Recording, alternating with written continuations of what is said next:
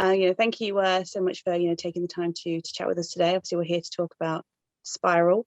Now, your character in it, she's a strong female role. She's the police captain of all these warring men.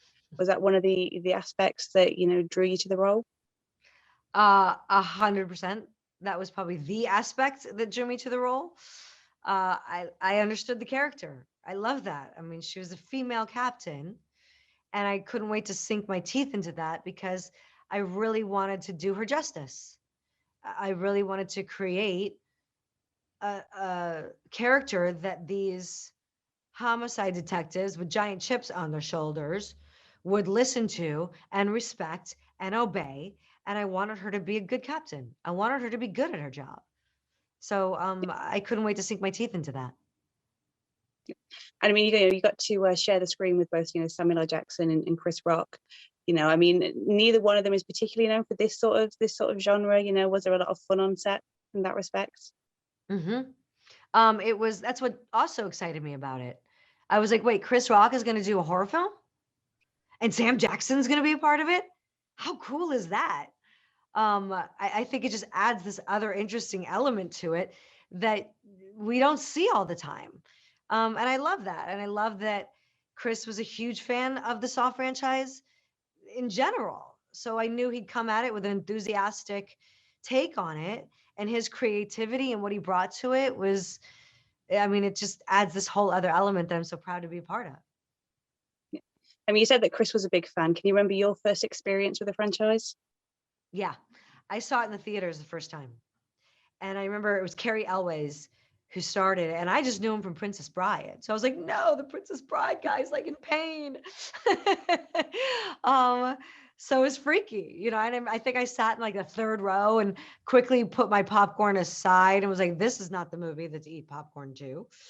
And I remember it to this day. I mean, one of the fun things about the Saw franchise is, not knowing, who can we trust, who can we not trust, and guessing as an actor that must be quite fun to play, because I guess you all have to play that you might be Jigsaw, you might not be Jigsaw. I try not to. I didn't think about that. I was just like, I'm just gonna do my job.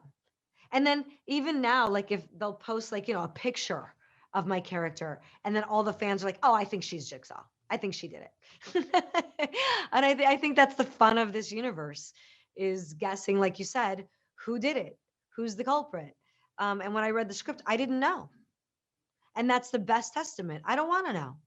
I want to find it out like any other fan. So reading the script, I had no idea. And I was really surprised. And I love that. I love that. And I mean, I guess obviously you're more known to recent audiences for your role on Riverdale. I guess if the worlds were to cross over, which Riverdale character do you think stands the best shot at surviving one of Jigsaw's traps? That's a great question. Out of everyone in Riverdale, who could survive?